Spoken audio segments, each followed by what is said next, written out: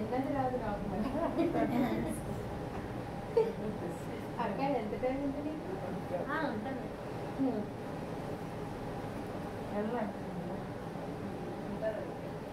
ఏం లేదు నేర్చుకుంటారా? ఏంటి నువ్వు చెప్తావా నువ్వు మీరు చెప్తారా మీరు చెప్తా చెమట పట్టింది. చెమట ఇటు వస్తుంది. ఉంటుంది. ఇప్పుడు ఏమనుకోవద్దే నేనని పడుతున్నాను చిన్న ప్రార్థన చేస్తాను. మహాపరిశుద్ధుడైన దేవా నీకు స్తోత్రాలు. ఎంత నిమిత్తమే ఈ గృహంలో ఇలాగ నలుగురం ఐదుగురుగా సమకూడామో అది నీ చిత్తంలో అయితే మాత్రం నా తండ్రి నీ చిత్త ప్రకారం మమ్మల్ని నడిపించమని మీ ఆత్మ సహాయం అనుగ్రహించమని మరి శివ సిస్టర్ గారిని బట్టి కూడా వందనాలు. ఆమెకు దేవాన్ని జరిగిన తండ్రిలో నేను ఉన్నావు కనుక నా తండ్రి ఆమె చిత్తాన్ని అంతా నీ హస్తాలకు అప్పగించుకుంటున్నాను తండ్రి. దీనామంతా సమస్త మహిమ గంట వాక్యం చదువుతుండగా వాక్యాన్ని పరిశుద్ధాత్మ ద్వారా మీరు బోధించి సహాయం చేయమని వేసుకుంటూ అతి త్వరలో కార్యాన్ని శ్రేష్టమైన ప్రతిలాడి పెట్టుకుంటున్నాను తండ్రి. యోవేల్ గ్రంథం గురించి నేర్చుకుందామండి. మొన్న ఉన్నటువంటి అదే కొంచెం బాధలో ఉన్నాను ఆంటీ అని చెప్పాను కదా. ఎవరో చెప్తున్నారు యోవేలు యోవేలు యోవేలు అని నేను చెప్తా ఉన్నారు. ఈ యోవేలు ఎన్నోసార్లు బైబిల్ స్టడీ అయిపోయింది, ఈ యోవేలు గురించి మనకే నేర్పిస్తున్నారు అని మళ్ళీ ఆయన కూర్చొని మెడలో నొప్పి ఉంటుందేమో. యోవేలు ప్రవక్తను చూస్తారా 12 మంది చిన్న ప్రవక్తలు పాత నిబంధనలో, పెద్ద ప్రవక్తలేమో 5 మంది. అవునా? బైబిల్ చదువు కంప్లీట్ అయిపోయిందా? 3 times. ఓకే. అయితే యోవేలు గ్రంథం గురించి మనం ఎందుకు నేర్చుకోవాలి? 2000 సంవత్సరాలకు ముందు, సంవత్సరం ముందు, మొత్తం 3000 సంవత్సరాల ముందు రాయబడిన ఈ యోవేలు గ్రంథాన్ని ప్రవక్త ద్వారా రాయబడిన గ్రంథము 3000 సంవత్సరాల తర్వాత ఈ పూట మనకి యోవేలు గ్రంథం ద్వారా పరిశుద్ధాత్మ దేవుడు ఏ మాటను తెలియజేస్తున్నాడు అనే అంశాన్ని మనం నేర్చుకున్నాము. అయితే దేవుడి యొక్క మహాకృప ఏంటంటే యోవేలు. యోవేలు ప్రవక్త పేరు అనమాట. యావే ప్లస్ ఏల్ రెండు కలిపి పేరు అనమాట. అయితే ఈయన ఎప్పుడు రాశాడంటే క్రీస్తుకి పూర్వం 829వ సంవత్సరంలో ఈ పుస్తకం రాశాడు. క్రీస్తుకు పూర్వం అంటే సౌలు, దావీదు, తర్వాత సొలొమోను తర్వాత ఇశ్రాయేలు, యూదా వారు విడిపోయాక 4వ రాజైన యెహోషాపాతు కాలంలో ఈ ప్రవక్తని నిలవబెట్టి ప్రవచనం చెప్పించాడు దేవుడు. కానీ ఈ ప్రవచనం ఎప్పటికీ అప్పటి గురించి కాదు, రాబోయే 200 సంవత్సరాల తర్వాత జరగబోయే దాని గురించి యోవేలు ప్రవక్త ద్వారా దేవుడు రాయించాడు. మనకి రాత్రి ఏం జరుగుతుందో మనకి దేవుడు బయలుపరుస్తానే ఆమోసు 3:5లోనే 5:3లోనే ఉంది కదా.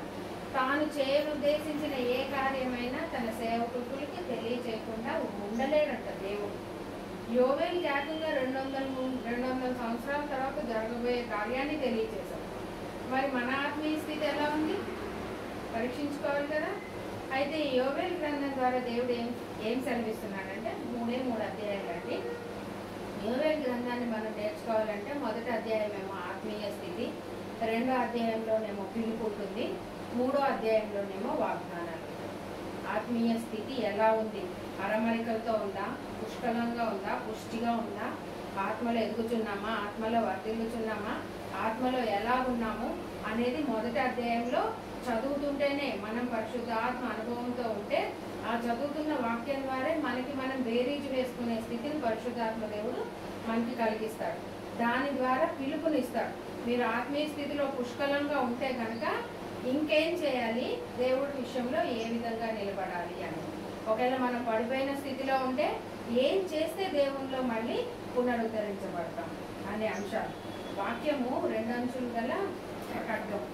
నాతో మాట్లాడుతుంది, మీతో మాట్లాడుతుంది, అందరితో మాట్లాడుతుంది.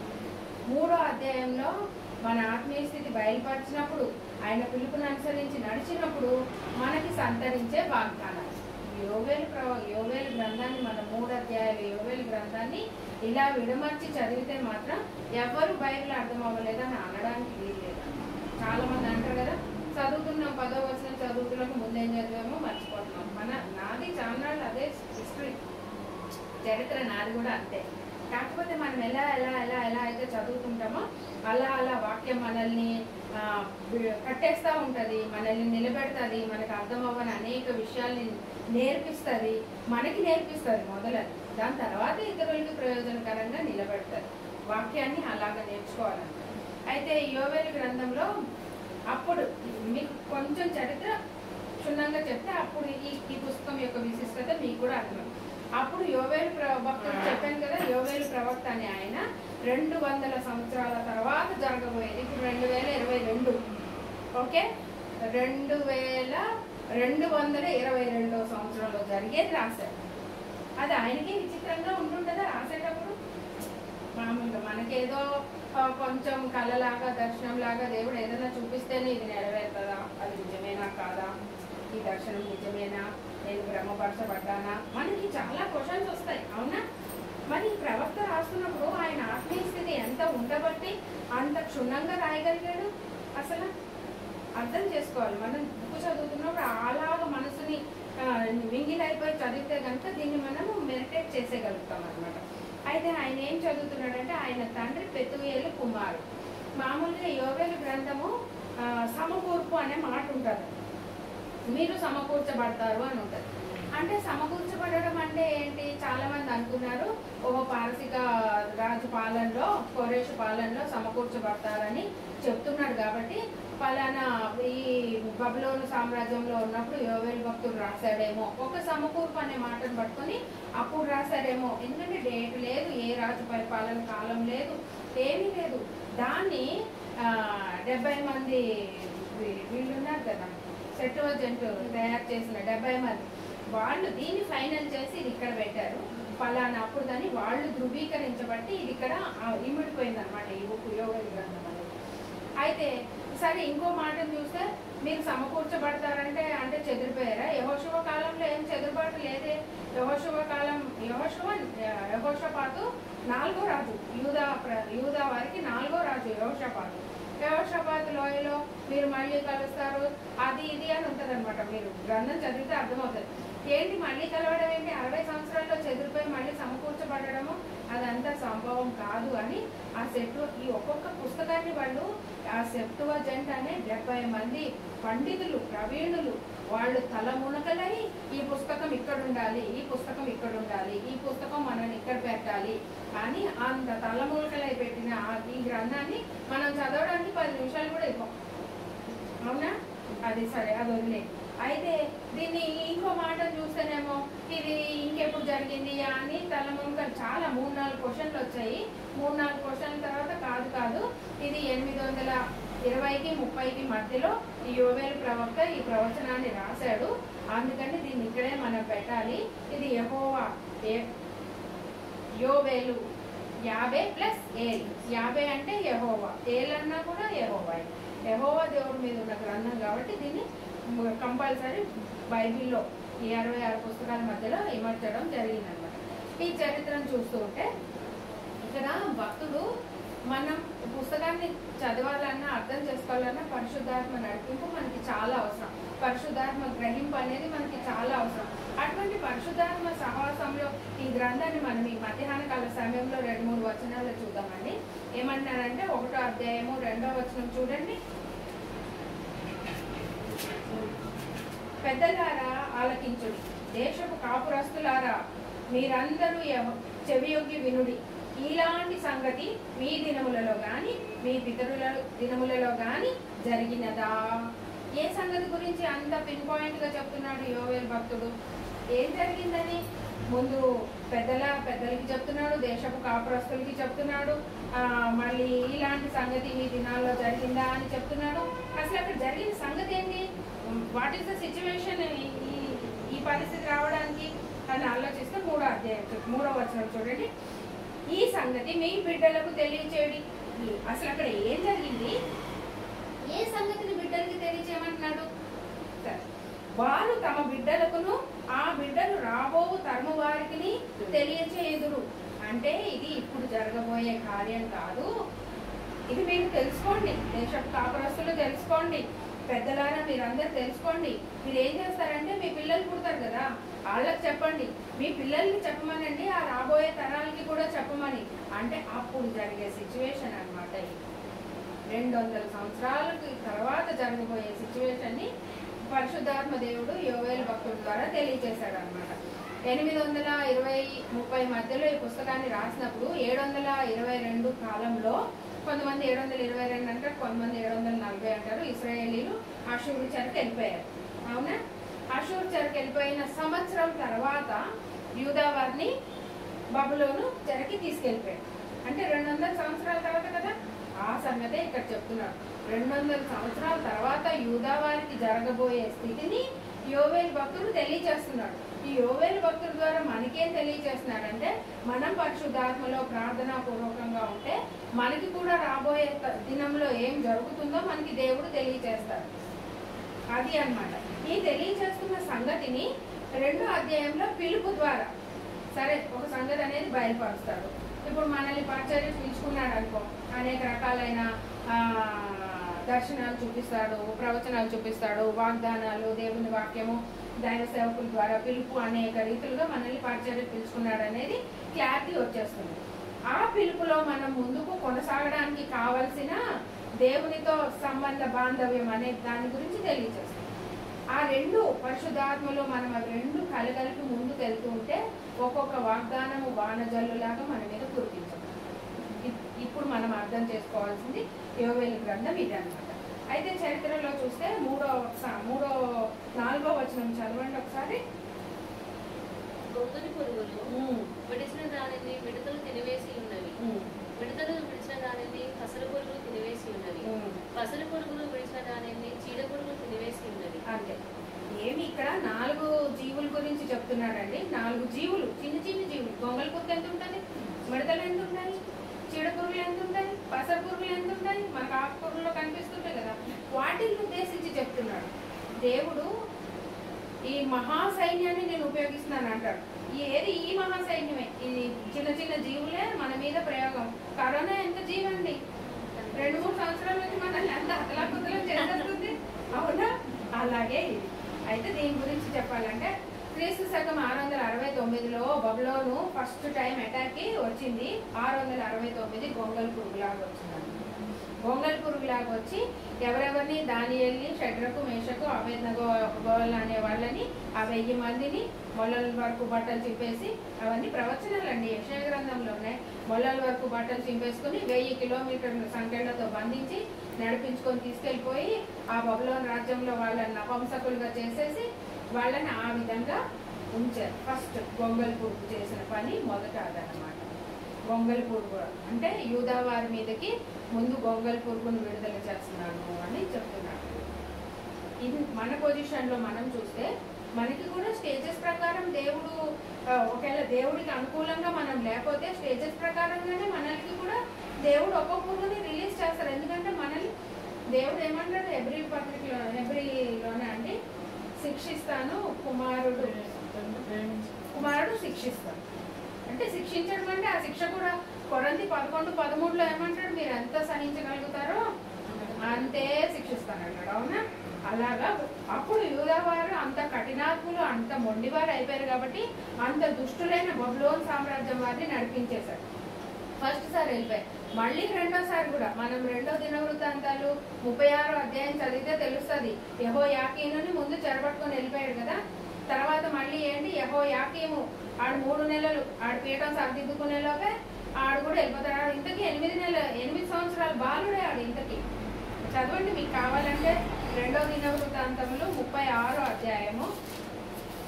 2వ దినవృత్తాంతాలు ఇంగ్లీష్లో ఏమంటారు అక్క నాకు తెలియదు. సెకండ్ క్రానిక్స్ 36th చాప్టర్ 2nd పారామా తీసేసావు కదా ఇస్తారు, చదువు. ఇంకా చూడండి 36:5లో యెహోయాకీము ఏలనారంభించినప్పుడు 20 ఏండ్ల వాడే. 36:5 అక్క.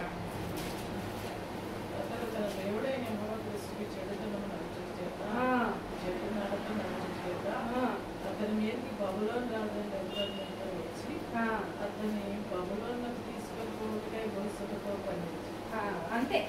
చదవండి, నీకు ఎక్కువ చదవద్దు.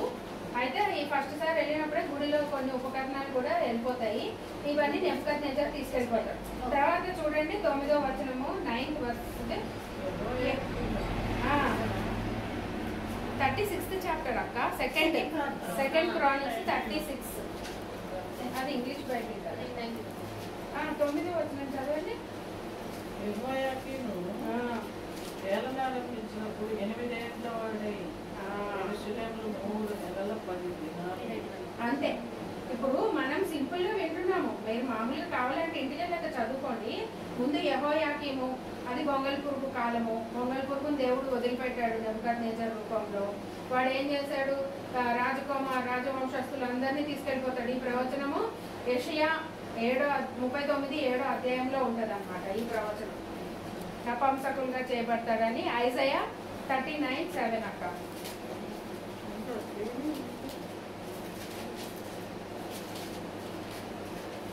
39:7 ఎవరైనా తీసారా?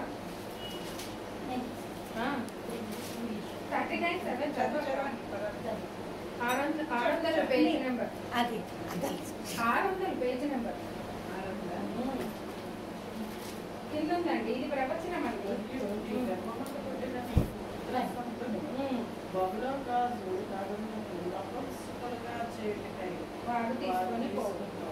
అంతే, అది ప్రాఫసీ అన్నమాట. రాజవంశస్థులందరూ ఏ రాజకాలంలో ఇది చెప్పాడు? బలదాన్ హిజ్కియా కాలంలో ప్రవచనము యెషయా చెప్పాడు. నీ రానున్న దినాల్లో నువ్వు చేసిన కార్యాన్ని బట్టి నీ రాజపుత్ర మనవలు మునుమనవలు అందరినీ కూడా ఈ బబులోను రాజు ఇలాగ తీసుకెళ్లిపోయి నపుంసకులుగా చేయబడతారు అనేది ప్రాఫసీ. ఆ ప్రాఫసీ ఇంకా ప్రాఫసీ రిలీజ్ అవ్వకముందే కూడా ఈయన రాశాడు. ఓకే, అయితే అయిపోయింది. మనం యోవేలు గ్రంథానికి కోసం గొంగళి పురుగులు అయిపోయింది. మిడతలేమో రెండోసారి 8 ఏళ్ల బాలుని తీసుకెళ్ళి అది మాత్రం చదవండి మీరు. 2వ దినవృత్తాంతాలు 36:9. Second chronicle 36th chapter 9th verse. యెహోయాకీను ఏలనారంభించినప్పుడు 8 ఏళ్ల వాడై యెరూషలేములో 3 నెలల 10 దినాలు ఏలెను. అతడు యెహోవా దృష్టికి చెడు నడత నడిచి 8 నెలల బాలుడు యెహోవా దృష్టికి ఏం చెడు నడత నడిచాడండి? ఏం నడిచాడు? మనకు ఆలోచన రావాలి కదా వాక్యం చదువుతున్నప్పుడు. ఏం నడత నడిచాడు అనేసి దేవుడు ఇక్కడ అంత గొప్ప మాట రాయించాడు. మా పేజ్ నెంబరు 390 వేస్తారు.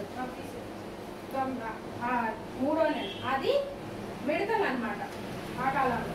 తర్వాత సిద్కియా 11వ వచనంలో సిద్కియా అతనేమో ఏలనారంభించినప్పుడు 21 ఏళ్ల వాడై యెరూషలేములో 11 సంవత్సరాలు అతడు తన దేవుడైన యెహోవా దృష్టికి చెడు నడత నడిచి అతను పసర్ పురుగును రిలీజ్ చేశాడు. ఎవరెవరైతే చెడు నడతలు నడుస్తూ ఉన్నారో అలాగా ఆ సిచ్యువేషన్ లో ఆ సమయంలో ఆ ప్రజల మీదకి అలా నడిపిస్తున్నాడు. ఇప్పుడు కరోనా రిలీజ్ అవ్వడానికి కూడా మన అవిధేయతే, మన యొక్క అవిధేయతే. అప్పుడు యూదావారి అవిధేయత, ఇప్పుడు మన అవిధేయత. అవిధేయులుగా లేని వాళ్ళకి దేవుడు క్షేమాన్ని ఇచ్చాడు. కొంత అవిధేయులుగా ఉన్న కొంత శిక్షించి మళ్ళీ పునరుద్ధరించేశాడు. అవునా? అలాగే యూదావారికి కూడా ఆ ప్రాఫసీని యోవేలు ప్రవక్త ఎంత క్షుణ్ణంగా రాయించాడో చూడండి. ఇప్పుడు మన ఆత్మీయ స్థితిని కూడా పలకరించుకోవాలి, పరామర్శించుకోవాలి. నా ఆర్థిక పరిస్థితి బాగాలేదంటే నేను ఎక్కడ దేవుడికి చెడు నడత నడిచాను, అందుకే ఆ గొంగళి పురుగును రిలీజ్ చేశాడు. నా ఆరోగ్యం బాగలేదంటే నేను దేవుడికి ఎక్కడ అవిధేయతతో నడిచాను, ఏ పసరు పురుగును రిలీజ్ చేశాడో నా మీదకి, ఏ చెడు పురుగును రిలీజ్ చేశాడో దేవుడు సవరించుకొని సరి చేసుకుంటే ఆయన కోపము ఆయన దయ ఆ పురుగుల్ని మళ్ళీ వెనక్కి తీసేసుకునే గొప్ప దేవుడు కూడా ఆయన. అవునా? అలా బేరేజ్ వేసుకుంటూ చదవాలన్నమాట. చదివినప్పుడు ఈ చీడ పురుగులు అంటేనేమో నెబూజర్దాన్ అనే ఈ బబులోను రాజు టైంలోనే వేరే అతన్ని నిర్మిస్తాడు. అతని ద్వారా జరిగింది. అందుకని ఆ 4 పురుగుల గురించి చెప్తున్నాడు. ఇదే అన్నమాట మీకు జరగబోయేది. ఇది ఉంది 200 సంవత్సరాల క్రితం యోవేలు భక్తుడు యూదా వారికి ప్రవచించిన ప్రవచనం. ఇక్కడికి ఒక కంక్లూజన్ వచ్చిందా మీకు? అయితే కొన్ని అంశాలని మాత్రం క్షుణ్ణంగా చెప్పాడు అనమాట. 5వ వచనం చదవండి. 5వ వచనం తొందరగా చదవండి. మత్తులారా మేల్కొని కన్నీరు విడుగుడి, ద్రాక్షరస పానము చేయువారులారా రోదనము చేయుడి, క్రొత్త ద్రాక్షరసము మీ నోటికి రాకుండా నాశనమాయను. అంటే ఏమంటున్నాడు? క్రొత్త ద్రాక్షరసం మనం ఎప్పుడు తాగుతామండి? కానా వివాహ విధిలో ద్రాక్షరసం ఎందుకు అయిపోయింది? సంతోష సమయాల్లో, ఆనందించాల్సిన సమయాల్లో ద్రాక్షరసం లేదంటే అక్కడ కొరతను ఎందుకు సృష్టించాడు దేవుడు? అది ఉండదు, మీకు ఉండదు. పెళ్లిళ్ళు అయినాయండి, బబులోను చెరకు తీసుకెళ్ళిపోతున్నప్పుడు పెళ్లిళ్ళ వాళ్ళు పడిన వేద బాధ ఎంత అండి? మరి అంతే కదా, ద్రాక్షరస పానం లేదంటే సంతోష కార్యాలు ఇంట్లో లేవు. దాని మీనింగ్ అదనమాట. ఓకే, మళ్ళీ 7వ వచనం చదవండి. అవి నా ద్రాక్ష చెట్లను పాడు చేసి ఉన్నవి, నా అంజురపు చెట్లను. యోవేలు ఫస్ట్ చాప్టర్ 7th verse అక్క.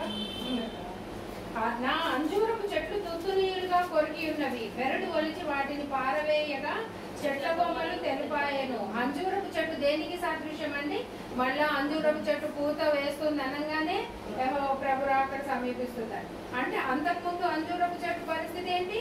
ఇది ఫస్ట్ టైం కాబట్టి అప్పుడు కూడా అంజూరపు చెట్టు తొత్తునీయులుగా కొరికి ఉన్నవి. ఈ బొంగల్ పురుగు, ఈ పసరు పురుగు, అంజూరపు చెట్టు అనేది యెరూషలేముకు సాదృశ్యం అండి.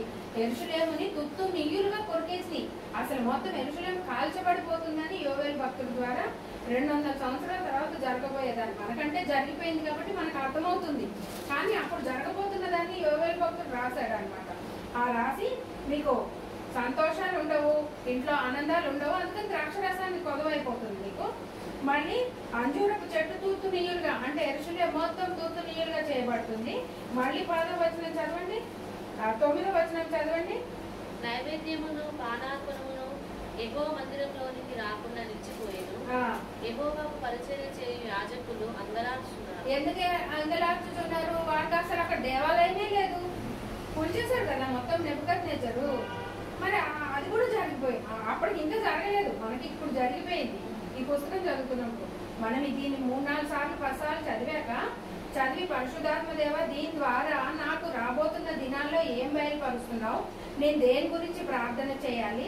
ఎందుకంటే పరిశుద్ధాత్ముడు మనతో ఐక్యమై ఉన్నాడు, ఆయన సన్నిధి మనతో ఉంది, ఆయన ఉనికిలో మనల్ని పెంచుతున్నాడు, పోషిస్తున్నాడు, కాపాడుతున్నాడు. కాబట్టి రాబోయే దినాల్లో నా పరిస్థితి ఏంటి ప్రభువా? నేను అడిగాను కాబట్టి నాకు యోవేలు అని ఇది రాబట్టి నేను ఇది బైబిల్ స్టడీ చేయడానికి దేవుడు కృప చూపించాడు అనమాట. అయితే ఏంటి ప్రభువా, నేను రానున్న దినాల్లో ఒంటరిదాన్నా, నాకు పిల్లలు లేరు, నా భర్త చూస్తేనేమో ఎప్పుడు మరణం గురించే మాట్లాడుకుంటూ ఉంటాడు. ఏంటి మా అమ్మోళ్ళు అన్నదే నిజమవుతుందా? నీ భర్త చనిపోతే మా పంచను వచ్చి బతకాల్సిందే, నువ్వు ఏంటి ఇవే మనుషులు ఇచ్చకే అప్పగిచ్చేస్తావా అన్న. ఎంత బాధ అండి! అలాంటి బాధలు యోవేలు అంటే నాకు యోవేలు అసలు ఎందుకు, నాకు పాత నిబంధన గ్రంథం ఎందుకు అని అనుకుంటాం. ఒక్కోసారి మనకి పరిశుద్ధాత్మ దేవుడు అది రివీల్ అయ్యేంత వరకు కూడా మన తోడుండి మనకి చెప్తా ఉంటాడు ప్రతి పరిస్థితిని. నా ఆత్మీయ స్థితిని కూడా ఇక్కడ కనపరుస్తున్నాడు. ఇప్పుడు నా ఫైనాన్షియల్గా నేను ట్రబుల్లో ఉన్నానంటే ఏ పొంగల్ పురుగును రిలీజ్ చేశాడో, ఎక్కడ తప్పు చేసామో మేము, అవునా? పిల్లలు పుట్టలేదంటే ఏంటి కారణం ఏంటో, ఏ పసరు పురుగు, ఏ చీడ పురుగుని మేము భరిస్తున్నాము, దేవుడు ఎందుకు రిలీజ్ చేశాడు? అట్లా ఒక్కోదానికి ఒకటి నేను వేరే చేసుకున్నాను. అది మీరు ఎలాగా పాయింట్అవుట్ చేసుకుంటారో ఇట్స్ యువర్ చాయిస్. అది అయితే ఏమనట్లేదు, ద్రాక్షరసం ఉండదయ్యా, మళ్ళీ మందిరాల్లో యాజకులు పరిచర్య చేయడానికి ఏడుస్తారు, మళ్ళీ మీకు అంజూరపు చెట్టు తుత్తునీయులుగా కొరికివేయబడుతుంది అని, గోధుమ కర్రలు, ఇవన్నీ ఫస్ట్ దాంట్లో ఫస్ట్ అధ్యాయంలో అన్ని ఇవే ఉంటూ ఒక మాట అంటాడు 14వ వచనంలో. ఏమంటాడు? ఉపవాస దినమును ప్రతిష్ఠించుడి, వ్రత దినము ఏర్పరచుడి, యెహోవాను బతిమాలుకొనుటకై పెద్దలను దేశములోని జనులందరినీ మీ దేవుడైన యెహోవా మందిరములలో సమర్పించుడి. అంతే. ఏమంటున్నాడు? ఉపవాస దినము ప్రతిష్ఠించుకోండి. మనకి ఏదైనా అవసరం ఉంటే కనుక మీరు నాజీరు చెయ్యబడాల్సిందే. ఒక్కొక్క దైవ సేవకుల్ని మనం చాలా వాక్యాలు వింటాం కానీ అండి, వాక్యాల కంటే కూడా మనం ఎక్కువ బైబిల్ స్టడీ చేస్తున్న టీచర్లను కానీ, పెద్ద పెద్ద సువార్థికుల్ని కానీ, వారి యొక్క ఆత్మీయ సాక్ష్యం అనేది ఒక్కోసారి ఒక్కో బుక్లో రిలీజ్ అవుతుంటారు. అవన్నీ మనం ధ్యానం చేస్తే మనకి ఎంత ఎంకరేజింగ్గా ఉంటుందంటే అలా ఉంటుంది అనమాట. మనము బైబిల్ స్టడీ చేస్తుంటే ఆ రెల్వే వేరుంటుంది, ఆ యొక్క వేదికే వేరుంటుంది. ఆ వేదికలో మనకి దేవుడు బయలుపరిచే అంశాలే వేరుగా ఉంటాయి అన్నమాట. మనల్ని తర్ఫీదు చేస్తున్న విధానం కానీ, మనల్ని బయలుపరుస్తున్న అంశాలు కానీ, మనల్ని సిద్ధపరుస్తున్న విధానం కానీ, మనము ఏ విధంగా ప్రార్థన చేయాలి. నేను అనుకోను ఒక్కోసారి ప్రార్థన చేయాలని, అసలు నేను అనుకోను. కానీ ఉన్నట్టుండి నీల్ డౌన్ చేస్తాను. ఎందుకు కారుతాయో వాటర్ దానంతట అదే ఆటోమేటిక్గా కారిపోయి ఏ అంశం గురించి అసలు నాకు ఆ థాట్ కూడా ఉండదు. కానీ అప్పుడు పరిశుద్ధాత్మ దేవుడు ఆ పర్టికులర్ సిచ్యువేషన్లో ఆ విధానం మీద ప్రార్థన చేయిస్తాడు. అలా ఉండాలి ఆత్మీయ స్థితి అనేది. ఈ బైబిల్ స్టడీ చేస్తుంటే కూడా వాళ్ళ యొక్క ఇవి నేర్చుకుంటుంటే కనుక మనల్ని అందుకు సిద్ధపరుస్తూ ఉంటాడు. అయితే వాళ్ళు ఏం చెప్తున్నారంటే, ఒక ఆయన అయితే నీసు మాంసాలు తినను నేను అని నాజీరు చేసుకున్నాడు. ఇంకొక ఆయన అయితే నేను మంచం మీద పడుకోను, ఇది నేను నాజీరు చేసుకున్న విధానం. ఇట్లా ఒక్కొక్కళ్ళు ఇప్పుడు నాకు దీని ద్వారా ఏంటంటే నన్ను కూడా ఒక విషయంలో నాజీరు చేసుకోమంటున్నాడు. నాకు మరి మీకు ఏం మాట్లాడుతున్నాడో తెలియదు. ఒక విషయంలో మనం నాజీరు చేసుకొని పడాలి. ఈ ఉపవాస దినాన్ని ప్రతిష్ఠించుకొని వ్రత దినమును ఏర్పరచుకొనడి, యెహోవాను బతిమాలు కొనుటకై పెద్దలను దేశంలోని జనులందరినీ మీ దేవుడైన యెహోవా మందిరంలో సమకూర్చుడి. ఆలోచనకర్తలు ఉండాలి. మన మనసులో ఒకటి పుట్టినప్పుడు 10 మందితోటి 2-3తోటైనా ఆత్మీయ తల్లులు ఉంటారు, వాళ్ళతోటి పంచుకోవాలి. అది కరెక్టా రాంగా అని వాళ్ళతో డిస్కషన్ చేయాలి. ఎందుకంటే వాళ్ళు పరిశుద్ధాత్మను పొందుకున్నారు కాబట్టి వాళ్ళతో డిస్కషన్ చేసి నేను ఇలా చేయాలని. దేవుడే పరలోకమందు ఆలోచన సభ సమకూర్చాలని ఉంటుంది. అలాంటిది మనుషులు మనకి కూడా ఆలోచన సభ ఉండాలండి. మాట్లాడకుండా నేను మాత్రమే నీతిమంతురాలి, నేను మాత్రమే భక్తి పరాలని, నాకు నేనే, it's not a correct way అన్నమాట. అలా మీరు ఏర్పరచుకోండి, మీరు సమకూర్చుకోండి, మీ గురించి ప్రార్థన చేసే వాళ్ళని పిలిపించండి, అన్నీ చేయండి అని పరిశుద్ధాత్మ దేవుడు చెప్తున్నాడు. ఇక్కడికి 1వ అధ్యాయం ముగించేస్తాను, మీరు తర్వాత చదివేసుకోండి. 2వ అధ్యాయంలో చూడండి. 2వ అధ్యాయం 1వ వచనం చదవండి. సియోను కొండ మీద బాకా ఊరిని, నా పరిశుద్ధ పర్వతం మీద హెచ్చరిక నాదము చేయండి. యెహోవా దినము వచ్చునదనియు అది సమీపమాయననియు దేశ నివాసులందరూ వణుకుదురు కాక. ఇక్కడ ఏం చెప్తున్నాడంటే, అదే బబులోను రాజు వచ్చేస్తున్నాడు, యెహోవా దినం ఆసనం అయిపోయిందంటే బబులోను మీదకి, యెరూషలేము మీదకి శత్రువులకి దేవుడు గేటు తెరిచేశాడు అనమాట. గేటు తెరిచేశాడు కాబట్టి యెరూషలేములో ఉన్న వాళ్ళందరూ వణికిపోయి జడిసిపోయి చచ్చిపోతున్నారు. అందుకే అది హబక్కూకు ప్రవక్త అంటాడు కదా, హబక్కూకు ప్రవక్త ప్రశ్నిస్తాడు, ఏంటి ప్రభా ఈ అన్యాయం జరుగుతున్నా కూడా నువ్వు చూస్తూ ఉండవేంటి అని. అంటే పర్లేదులే, జెజబెల్ అంత వంటి వేగమోళ్ళని నేను పంపిస్తున్నానులే, వాళ్ళు ఎలుగు వంటి పాదాలు కలిగిన వాళ్ళులే, అదిలే ఇదిలే అని 1:6లో చెప్తారు. 1:6లో చెప్పగానే అప్పుడు హబక్కూకు అంటాడు, ఏంటి ప్రభా మేమేదో ఇశ్రాయేలీలో జేబు దొంగలం, మా మీదకి నువ్వు నరహంతకుల్ని పంపించేస్తానన్నావు, ఇదెక్కడ న్యాయం అని అడుగుతాడు. మరి మనం దేవుడితో అంత సన్నిహిత సంబంధం ఉందా అండి? పరిశుద్ధాత్మలో అంత సన్నిహిత సంబంధం మనం ప్రతి విషయంలో కలిగి ఉండాలన్నమాట. అదే అంటున్నాడు, వచ్చేస్తున్నారు బబులోను వాళ్ళు వచ్చేస్తున్నారు అని అన్నప్పుడు వాళ్ళ ఒక రావడాన్ని గురించి ఇక్కడ 2వ వచనం నుంచి 7వ వచనం వరకు ఉంటుంది. వాళ్ళు ఏ విధంగా గొప్ప సమూహంతో వస్తారు, గాఢంధకారం కమ్మినట్టు ఆ రోజు ఉంటుంది, వాళ్ళు వాటి రూపాలు గుర్రముల రూపముల వంటివి, వాటి వాటి వాటి అన్న చోటల్లా మీరు బబులోను సైన్యం సైన్యం అని చేర్చుకుంటే ఈ వచనాలు ఈజీగా అర్థమైపోతాయి. అర్థమైపోయాక 12వ వచనంలో అంటాడు కదా, ఇప్పుడైనను మీరు ఉపవాసం ఉండి కన్నీరు విడుచుచు దుఃఖించుచు మనఃపూర్వకంగా తిరిగి నా యొద్దకు రండి. మీరు ఉపవాసం ఉండండి, కన్నీరు విడవండి. ఉపవాసం అంటే అన్నం తినకపోవడం ఉపవాసం కాదు, ఆయన సన్నిధిలో ఎక్కువ గడపకపోవడము ఉపవాసం ఉండకపోవడం. అన్నం తినకపోవడం ఓకే, ఒక గిన్నెడు చన్నీళ్ళు ఇస్తేనే ప్రతిఫలం అన్నాడు దేవుడు, ఇస్తానన్నాడు. అలాంటిది నేను గిన్నెడు చన్నీళ్ళు తీసుకోవడం మానేస్తుంటే నన్ను చూస్తున్న దేవుడు మరి నాకెంత ప్రతిఫలం ఇస్తాడు? అది ఉపవాసం అంటే దేవుడికి అతి సమీపంగా ఆ ఉన్న టైం అంతా బైబిల్ చదవాలి, ప్రేయర్ చేయాలి, పనిపాటలు చేయకూడదు. యెషయా 58లో ఉపవాసం గురించి ఏదైతే రాశాడో అది అన్నమాట ఉపవాసం అంతా. ఈ 2వ అధ్యాయం అంతా అట్లా ఉంటుంది. ఏమంటాడు 15వ వచనంలో, సియోనులో బాకా ఊదుడి, ఉపవాస దినము ప్రతిష్ఠించుడి, వ్రత దినమును నియమించి ప్రకటన చేయుడి, జనులను సమకూర్చుడి, సమాజ కూటమును ప్రతిష్ఠించుడి, పెద్దలను పిలిపించుడి, చిన్నవారిని స్తన్యపానములు చేయి బిడ్డలను తోడుకొని రండి. చిన్నపిల్లల్ని స్తన్యపానం చేసే వాళ్ళని కూడా పిలుచుకుని వచ్చేయండి. అసలు యోనా దినాల్లో నినివే పట్టణం అసలు ఎంత గొప్పోళ్ళండి. యోనా వెళ్తాడు, ఎలను అంటే వెళ్తాడు. నిన్వే వారే ఎంత రాజు దగ్గర నుంచి పసి పిల్లలు గొడ్డు బోధ అందరూ గోడ పట్ట కట్టుకోగానే దేవుడు రిలీజ్ చేస్తానన్న కీడుని రిలీజ్ చేయడం మానేశాడు. అవునా?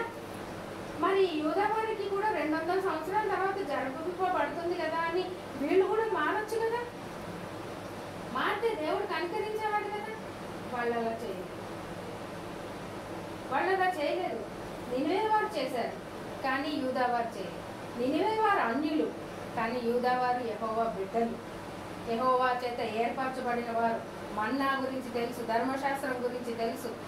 ఆత్మీయులము మనము, విశ్వాసులము మనము అని అనుకున్నా యూదా వారిగా ఉన్న మనకి, ఇశ్రాయేల్ వారిగా ఉన్న మనకే యోవేలు గ్రంథం మనకి రాబోతున్న దినాల్లో ఏం జరగబోతుందో బయలుపరుస్తున్నప్పుడు మనల్ని ఏ విధంగా ప్రతిష్ఠించుకోమన్నాడో, మనం ఏ విధంగా నాజీరు చేస్తే మన యొక్క సంకటాలన్నీ తీర్చి అన్నాటిని కుదిర్చి మనల్ని భద్రపరుస్తానంటున్నాడో ఆ విశేషాలే యోవేలు గ్రంథంలో ఉన్నాయి. ఇప్పుడు చదవాల్సిన యోవేలు గ్రంథం 3వ అధ్యాయం చూడండి. 3వ అధ్యాయంలో ఉంటుంది కదా వాగ్దానాలు అన్నమాట. మనం ఎప్పుడైతే మీరు నా తట్టు తిరిగితే నేను మీ తట్టు తిరుగుతాను, ఒకటే పాయింట్, ఇంకేం లేదు. మీరు నా తట్టు తిరగండి, నేను మీ తట్టు తిరుగుతాను. మనల్ని ముందు ఎందుకు తిరగమంటున్నాడు? ఆయన ఆల్రెడీ చేతులు చాపే ఉంచాడు, కానీ మనమే విననొల్లని వారిగా మన వీపును చూపిస్తున్నాం కాబట్టి, ఆయన చేతులు చాపిన దృశ్యాన్ని మనం గమనించట్లేదు కాబట్టి అప్పుడు వాక్కును పంపించి మీరు నా తట్టు తిరగండి, నేను మీ తట్టు తిరిగిపోతాను అని దేవుడు.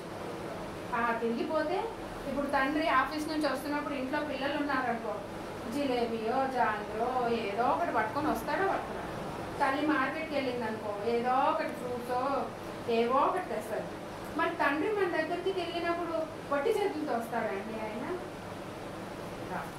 యోవేలు గ్రంథంలో 3వ అధ్యాయం అన్ని దీని గురించి అనమాట. ఈ మూడు అధ్యాయాల్లో మన ఆత్మీయ స్థితిలో ఎలా ఉన్నాం, ఆత్మీయ స్థితిలో ఉన్నప్పుడు మనం ఉపవాస దినం ప్రతిష్ఠించుకుంటే మన పిలుపు ఎలాంటిదో తెలుస్తుంది. మన పిలుపు ఎలాంటిదో తెలియబడినప్పుడు దాన్ని మనం సవరించుకొని ఆత్మీయ స్థితిలో నడిపించబడుతుంటే మనకు వస్తున్న వాగ్దానాలు ఏంటి, ఆ వాగ్దానాల అనుసారంగా దేవుడి చిత్తం ఏంటి అనేది వ్యక్తిగతంగా బయలుపడిపోతుంది. యోవేలు గ్రంథం చదువుతుంది. ఇట్లా బయలుపడిపోయిన వాగ్దానాలను అనుసరిస్తుంటే 4వ అంశం ఏం జరుగుతుందంటే 3 అధ్యాయాల ద్వారా మనము గనక దృఢంగా ఉంటే సంఘం ఎలా స్థిరపరచబడదు. ఎత్తబడేది సంఘమే కదా, ఆ సంఘంలో మనం ఉండాలి కదా. సంఘం అంటే ఈ చర్చలు కావు, అవి కావు, మనందరికీ తెలుసు కదా. ఆత్మీయ విశ్వాసంలో మనందరం ఒక సంఘంగా కట్టబడుతున్నప్పుడు మనం ఎత్తబడడానికి ఆ సంఘంలో ముందు స్థిరత్వం అనేది కావాలి. ఆ ఎత్తబడినప్పుడు మనం స్థిరపడిన వారిగా లేమనుకోండి, పొడిగిపోయి వదిలిపోతాం, కష్టం రాగానే పడిపోతాం. అలా స్థిరపరచబడడం అనేది మెయిన్ అంశం. ఈ యోవేలు గ్రంథము లూకా భక్తుడా అపోస్తుల కార్యంలో లూకా అనే వైద్యుడు రాస్తాడు కదా 2వ అధ్యాయంలో, మీ కుమార్తెల మీద మీ కుమారుల మీద ఆత్మను కుమ్మరిస్తానన్నది ఇక్కడే ఉంటుంది. చూడండి 2వ అధ్యాయం 28వ వచనం, యోవేలు 2:28.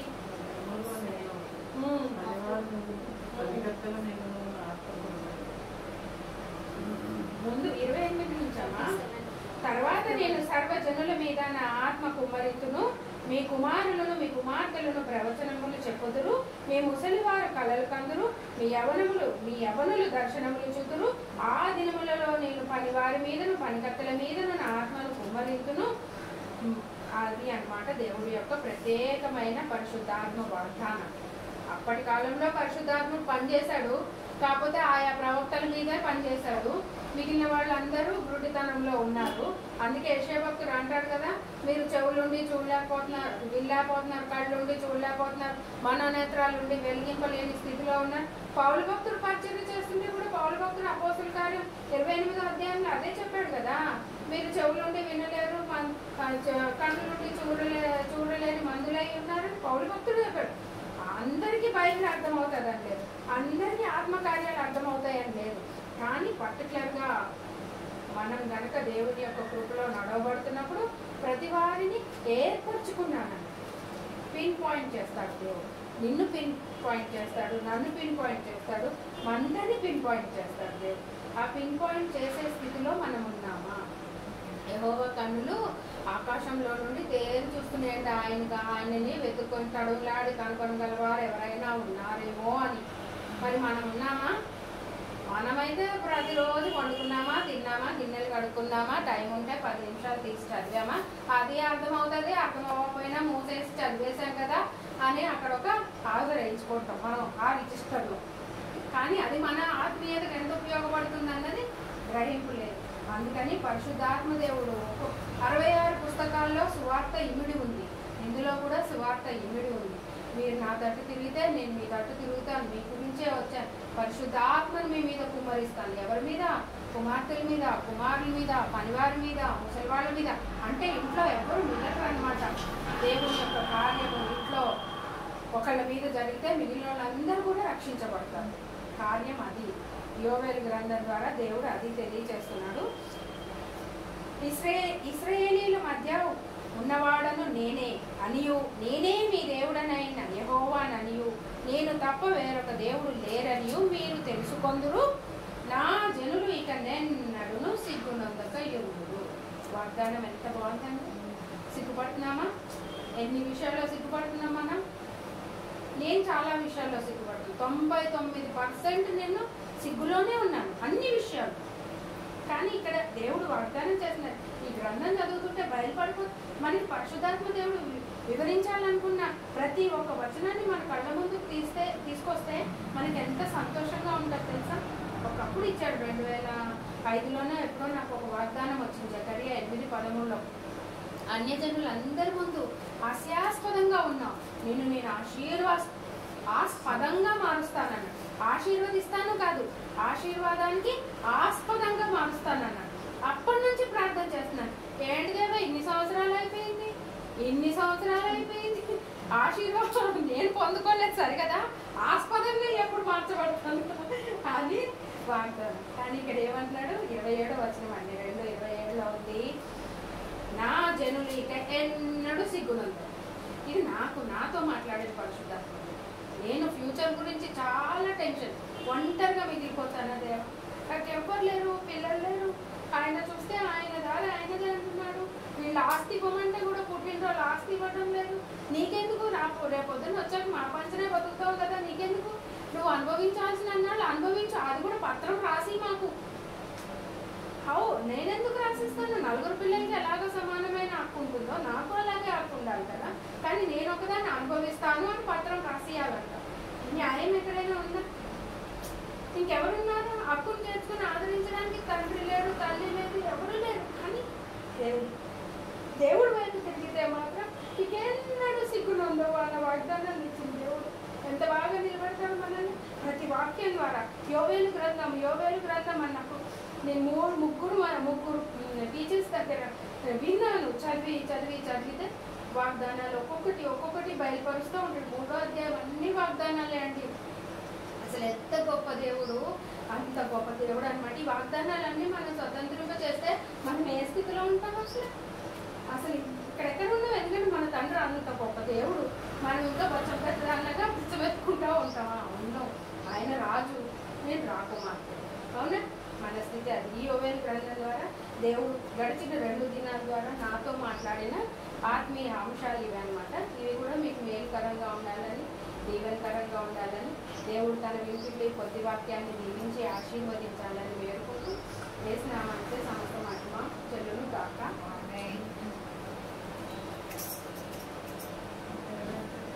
శివ చేయండి. ప్రాబ్లం ఏంటక్క? అది ఇల్లు ఆ దేవుని మందిరం లాగా మార్చాలి. అండ్ అంతా అంటే వీళ్ళు ఇక్కడ పైన నల్లగా వేసి పెట్టింది ష్రైన్ అంటే కవర్ ష్రైన్ ఇట్లా ష్రైన్ అంటే ఈ పూజలు మంత్రాలు చేసినప్పుడు బ్లాక్ వేస్తాం, అది వేసుకుంటుంది అవుతాయి.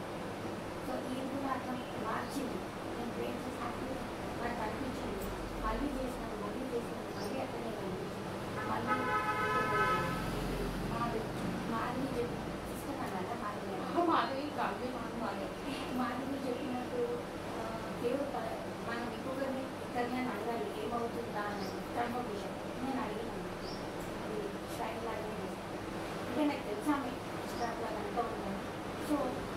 చీకటి వెలుగు ఒక దగ్గర ఉండడానికి వీలు. సో మనకి ఇక్కడ వెలుగు కాదు. సో చీకటి తొలగిపోవాలి అంటే ఆమె వెళ్ళిపోవాలి ఇక్కడ నుంచి. ఇదంతా దేవుని మందిరం లాగా మార్చబడాలి. మమ్మీ ఆశ, నాలుగు రూపాయల ఆశ అని దేవుని ప్రణాళికలో ఉండాలి. ఎప్పుడు ప్లే చేసినా మీకు చేసినా దేవుడు బయటపరుస్తాడు. ఇది దేవుని మందిరం లాగా మార్చబడాలి.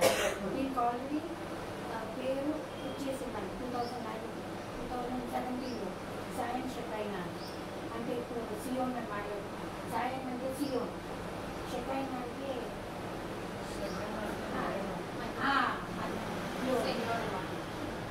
సాయం అంటే గాడ్స్ డ్వెల్లింగ్ ప్లేస్, షకైనా అంటే గ్లోరీ ఆఫ్ గాడ్. సో అది చూపించింది దేవుడు, అదే పేరు మీద పెట్టినది బయట. సో అది దగ్గరగా పాప మీరు జాబ్ చేస్తారా? ఎక్కడ చేస్తారు? ఇంట్లోనే ఆన్లైన్ లేదండి. నేను 4 months ప్రెగ్నెంట్ ఉన్నప్పుడే ఆయన నన్ను వదిలేసి అమెరికాకి వెళ్ళిపోయి వాళ్ళ చిన్న కూతుర్ని చేసుకున్నాను. అందుకే వీళ్ళంత అడ్వాంటేజ్ తీసుకుంటున్నాను. పక్కన అమెరికాలో ఉన్నప్పుడు నాకేం ప్రాబ్లం లేకుండా, ఎందుకంటే అక్కడ లా ఉంటుంది. ఇట్లా ఓటీగా ఆడవాళ్ళు ఉంటే ఇట్లా చక్కగా వచ్చేస్తారు, ఎవరున్నా వచ్చేస్తారు పోలీసు వాళ్ళు. కానీ వాళ్ళు చాలా ప్రొటెక్ట్ చేస్తారు. ఎన్నో చర్చెస్ ఉంటాయి, కమిటీస్ ఉంటాయి, ఎన్నో ఉంటాయి ప్రొటెక్ట్ చేయడం. ఇక్కడికి వచ్చి ఎంత పోలీసు వాళ్ళు నేర్చుకున్నా, ఎంత చుట్టాల ముందు నేర్చుకున్నా, ఎంత కరెక్ట్గా మనం ఉన్నా న్యాయం లేదు. మొగడు పక్కన ఉంటేనే వాడిని చూసే న్యాయమైన అన్యాయమైన వాడిని బట్టి తీస్తారు ఇక్కడ ఈ దేశంలో. లేకపోతే ఒంటరిగా అట్లా. ఎవరో అన్నయ్య ప్రేరణ నడిపిస్తున్నారు అన్నారు. డానియల్ పాస్టర్ అన్నాను. డానియల్ ఎవరు? సో వచ్చిండు, కానీ ఆత్మీయతతో నింపబడి లేదండి. అదేదో నేను ఇంటికి వస్తున్నానని చిన్నగా మాట్లాడితే అప్పుడు నేను ఎస్టేట్ కాల్ చేసి మనం స్టార్ట్ చేద్దాం. ఇక్కడ ఇక్కడ మమ్మీ విమెన్స్ మినిస్ట్రీలో చాలా ఉంది. సో స్టార్ట్ చేద్దాము తప్పకుండా అంటే అప్పటికి కూడా చాలా ఆటంకం అయిందండి. 3 weeks కదా ఇస్తే మనకి 3 వారాల నుంచి క్యాన్సిల్ అయితేనే ఉన్నాను. ఇవాళ కూడా 12:30 అనుకున్నాము, కాలేదు. 2 అనుకున్నాము, కాలేదు. 2:30 అనుకున్నాము. అంత పట్టుకుంటూ మేము ఉండలేము అని పర్లేదు. బట్ అట్లీస్ట్ మీరు అందరూ ఉన్నారు, స్టార్ట్ అయింది. ఐఎమ్ హ్యాపీ చాలా. 20 అండి మ్యారేజ్ వచ్చింది. 20 ఏం చదువుతారు? ఇప్పుడు మాస్టర్స్ చేస్తుంది, పోస్ట్ గ్రాడ్యుయేషన్. చిన్నదే పాప బాగుంటుంది. అదే మధ్యలో అమ్మాయ ఫస్ట్ ఏం పేరు? సోఫియా. సోఫియా. నా డిగ్రీ కాగానే పెళ్లి చేసింది. ఇక్కడే అయింది. అయినాక 4 months వెళ్ళిపోయి చిన్న గుర్తు చేసుకున్నాడు. సరే మళ్ళీ మళ్ళీ వస్తాం కదక్క. అంతే అంతే. మనము రండి అండి తప్పకుండా. అదే వస్తాను. స్తోత్రం ప్రభా, స్తోత్రం స్తోత్రం స్తోత్రం మహామతుడా, స్తోత్రం మహాగంగా, స్తోత్రం అద్వితీయుడా, ఆది సంబుద్ధుడా, అలాగుడా నిరంతరం స్తోత్రాలు నారాయణ చంద్రుడి మహనీయుడా, వందనాలు యేసుక్రీస్తు నామాన్ని చూపిస్తున్నాను. మీకు స్తోత్రాలు చెల్లిస్తున్నాము ప్రభా. నేను ఏ పాటి వారు మేము ప్రేమ పట్ల ఎంతో కుమరిస్తూ ఆశ్చర్యకారాలు చేస్తున్న దేవుడు, ఎన్నో ఉపకారాలు చేసిన వాళ్ళందరి పట్ల నా తండ్రి నమ్మదగిన దేవుడిగా మాకు చెర నుండి విడిపించు. బబులోని చెర నుండి ఏ విధంగా వెళ్ళైన వారిని నడిపించావు, మమ్మల్ని కూడా విడిపిస్తూనే ఉన్నావు. చెరలు అనేకం ఉంటున్నావు తండ్రి.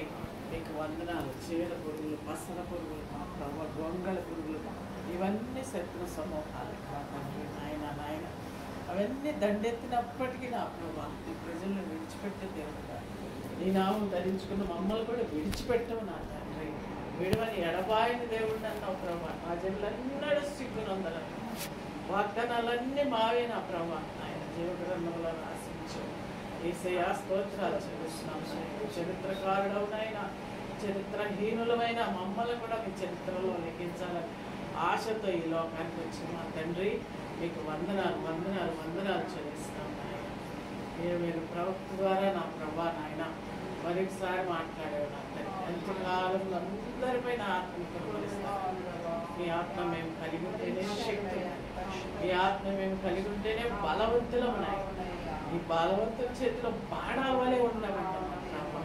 అట్టి నాయన బలహీనత నుండి విడిపించి బలమునే ఉండే శక్తి నా తండ్రి నాయన క్షేమాన్ని నా తండ్రి నీకు వందనాలు చెల్లిస్తున్నాం. ఒంటరి పోరాటంలో తోడై యుద్ధం ఏమవ్వదే సైనికులు ఏమో నీ ముందు నడుచుచున్నాడు. నువ్వు ఆ బిడ్డ ముందు నడువు ప్రభా, ఆశపడుచున్నది. ఇది మందిరం, ఇది బేతేలు అంటున్నాడు యాకోబు. ఇది దేవుని మందిరమే, నీకు ప్రతిష్ఠించుకోవాలని ఆశపడుచున్నాడు. నాయన నాయన నీకు హృదయమంతటితో అడుగుచున్నాడు. ఆశ తెచ్చు నాయనా, నీ యొక్క నా ప్రభా నాయన రాజ్య వ్యాప్తి కొరకు ఇక్కడ నాయన కార్యాలు జరగాలని ఆశపడుచుంటాను ప్రభా. ఈరుకులు ఇబ్బందులన్నీ వేసినప్పుడు కొట్టివేస్తున్నాం. ఎటువంటి ఆటంకాలు లేకుండా నా ప్రభా సహాయం చేయండి మీరు మా ప్రభా. మనుషులు ఎంతమంది ఉన్నప్పటికీ అది ఆ శరీర సంబంధమైన బాహు కంటే ఆత్మ సంబంధమైన బాహు మా పక్షాన యేసుక్రీస్తే మాతో ప్రభా మీకు వందనాలు చెల్లిస్తున్నాను. ఏ విషయంలో బిడ్డ భయపడక నా తండ్రి నాయన ముందుకు సాగు సహాయం అయ్యా. కావాలి కూడిక కావాలి, ఇక్కడ దేవుని సన్నిధి ఉండాలని ఆశపడుచు మా ప్రభా. ఈ స్థలం అంతటిని మీకు అప్పగించు. పరిశుద్ధాత్మదేవా మీరు కంచి వేసి కాపాడు. మీ రక్త ప్రోక్షణకు అప్పగిస్తున్నాం, మీ దూతల ప్రొటెక్షన్కి అప్పగిస్తున్నాం అయ్యా. మీ బాహువుకి అప్పగిస్తున్నాను. మీ బాహు చాపండి స్థలంపై తండ్రి, మీరు వాడుకోండి అయ్యా.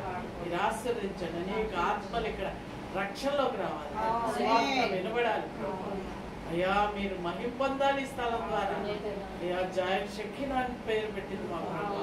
సియోనుకు మహిమ చెల్లాలి ఇక్కడ నా తండ్రి. సియోనులో నుండి ఆస్వాదిస్తున్న దేవా, చూస్తున్న దేవా నీకు అప్పగిస్తున్నాం ఆయన. మేము బలహీనం నాయన, నువ్వు బలవంతుడు మా పక్షాన. మీరు ఎప్పుడు బలహీనలు అప్పుడే బలవంతులు అంటున్నావు అయినా. మీరు బలహీనులు కాక ధైర్యం వహించండి. మీ కార్యంలో సఫలం తండ్రి. వాగ్దానం బిడ్డ పట్ల నెరవేర్చు అయ్యా. 2 దినవృత్తాంతాలు 15:7 వచనంలో ఉన్నది మా ప్రభు. 2 Chronicles 7th chapter 15th chapter 7th verse.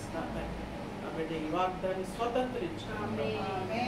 ఏ మాత్రం బలహీనత కాకుండా ఆయన వచ్చి ఎవరు మగాడు లేడు, మగాడు కంటే మించినోడు ఓ సృష్టికర్త నీకు భర్త ఉన్నాడు, నీ సహోదరుడై, నీ తల్లి తండ్రి అయి ఉన్నాడు, నీ నాయకుడై ఉన్నాడు, నీ శిరస్సు అయి ఉన్నాడు. నీ ధైర్యం కలిగి వాగ్దానం తీసుకొని ప్రార్థించి మా ప్రభాని కార్యాలు జరిగించు. నీకు ప్రతిష్ఠిస్తున్నాం తండ్రి. మీరు అడుగుపెట్టినందుకు స్తోత్రాలు, మీ దూతగణాన్ని పంపించినందుకు స్తోత్రాలు. నీకు మహిమకరంగా ఈ స్థలం వాడబడాలని మీ హస్తాలు పెట్టు. మీరు కార్యం సఫలం చేయడానికి ఈ సంవత్సర కాలంలో కార్యాలు సఫలం చేసి మీ నామాన్ని ప్రయత్నించుకోవాలని తండ్రి కుమార్తె జ్ఞాపకం చేసుకోండి. ప్రభావం తండ్రి చేయించు తోడై భవిష్యత్తు భయపడండి. కుమార్తె పెట్టి బతుకుచున్నది ఈసయ్యా. మిమ్మల్ని బట్టి బ్రతుకుతున్నారు వాళ్ళు. ఎటువంటి ఆయన చీకటి పని చేయకుండా వాళ్ళ చుట్టూ అగ్ని ప్రాకారం, దాని చుట్టూ అగ్ని ప్రాకారం ఉంచుతాను. దాని మధ్య మహిమ కారణంగా ఉంటాను. ఈసయ్యా మీ వాగ్దానాలు ఎత్తడుచున్నాను. తెలిసి ప్రార్థన మామూలు పలకరించి మీ ప్రేమకు వందనాలు చెల్లిస్తున్నాం. చిత్తానికి అప్పగించుకున్నారు నడిపించిన ప్రభావానికి వందనాలు చెల్లిస్తున్నాం. మీ కార్యంలో ద్రాక్షమంలో పనిచేసే బిడ్డలుగా ఉంచారు. జీతాలు ఇస్తావు, ప్రతిఫలం ఇస్తావు తండ్రి.